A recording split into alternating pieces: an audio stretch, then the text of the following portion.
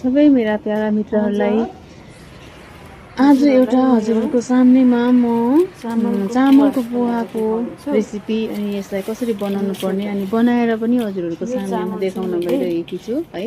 हजुरहरूलाई पनि कोही बेला काम मन परे यसो तयारी गरेर खानुभयो भने राम्रो हो। यो चाहिँ एउटा दबाईको रूपमा खाँदा पनि हुन्छ, खाजाको रूपमा खाँदा पनि हुन्छ। अनि घरमा बुढाबुढीहरू रहनु भएको छ भने त उहाँहरूलाई यो साह्रै मनपर्ने रहन्छ। त्यसैले हजुरहरूले बनाइदिनु भयो भने राम्रो पनि हो है, हेल्थको लागि पनि राम्रो हो, किनकि घरमै बनाएको कुराहरू त राम्रो रहन्छ।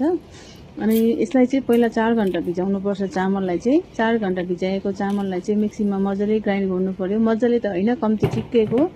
यसलाई मसिनो बनायो भने पनि फेरि फुरुरो परेको नरहला है। त्यसैले गर्दाखेरि ठिक्कैले ग्राइन्ड गर्नु पर्छ। ग्राइन्ड गर्दाखेरि पानी हालेर अलिअलि ग्राइन्ड गर्नु रहन्छ। ग्राइन्ड गरेर एउटा पेलामा निकालेर राख्नुहोस्। कतिजना हुनुहुन्छ हजुरहरू है, त्यो अनुसारको चामल बनाउँदा हुन्छ है। हामी 5 जना थियौँ, त्यही कारण मैले 2 कप 3 कप चामल बनाएको थिएँ। अनि यसमा चाहिँ मजाले ग्राइन्ड गरेर राख्नु पर्यो। अनि इन्ग्रेडियन्टहरू रहेको चाहिँ अब चामल त भइहाल्यो है, भिजाएको चामल सँगसँगै यसमा चाहिँ घिउमा पकाउनु पर्ने रहन्छ। यसमा पानी हालेर पकाउने चाहिँ होइन, किनकि भिजाएको चामल आफै मजाले नै पाक्छ, त्यही कारण घिउमा मजाले भुटेर पकाउनु पर्ने रहन्छ। अनि यसमा सुप, चौसुर है, बुढोखती अनि रहेको अरूहरू पनि जाइदाना होइन, अनि मेथी, मरिच है, अनि अलैँची, ल्वाङ अलैँची टेस्ट अनुसारको हाल्न सक्नुहुन्छ हजुरहरूले। मैले चाहिँ हालेकी छु यहाँ अलैँची, के भन्छ त्यो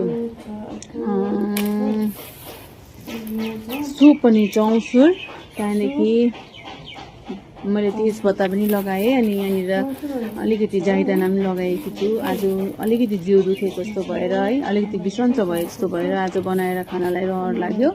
अनि बिहानै भिजाएको पिठो चाहिँ मैले पिसेर राखेकी छु।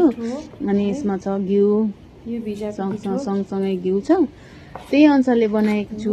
हजुरहरूलाई कस्तो लाग्छ हेर्दै जानुहोस्। यसलाई चाहिँ मजाले घिउमा भुटिरहनु पर्ने रहन्छ है। घिउ चाहिँ सफिसियन्ट एमाउन्टमा हाल्नुभयो भने मजाले पाक्छ पनि है। मनपर्ने अनुसार, कतिजना त बेसी मन पर्दैन पनि, त्यो अनुसारले हाल्दा पनि हुन्छ। घिउ चाहिँ खासमा त्यसमा त्यो कराईमा नटालियोस् भनेर लगाउँदा मात्रै पनि हुन्छ होइन, टेस्टको लागि मात्रै लगाउँदा पनि भयो हजुरहरूले। तर मलाई त घिउ मन नै पर्छ, त्यसैले गर्दा यसमा निकै घिउ हालेर बनाएकी थिएँ। अनि यसलाई चाहिँ मजाले हालेर त्यो घिउ मजाले तातिसकेपछि चाहिँ मजाले फ्राई गर्नु पर्यो। अनि फ्राई गर्दाखेरि चाहिँ मजाले गरेको यसलाई पकाउँदै चलाउँदै गर्नुपर्छ है।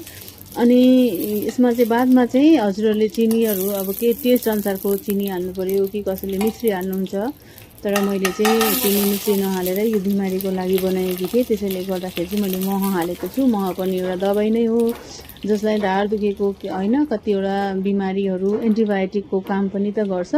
त्यसले गर्दाखेरि चाहिँ मैले सबै हालेर बनाएकी थिएँ। हजुरहरूले पनि यस्तो प्रकारले ट्राई गर्न सक्नुहुनेछ।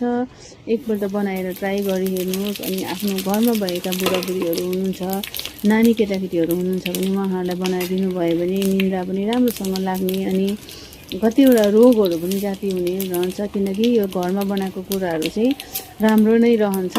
त्यसैले गर्दा बनाएर खानुहोस्। हजुरले पनि एकपल्ट टेस्ट गरी हेर्नु।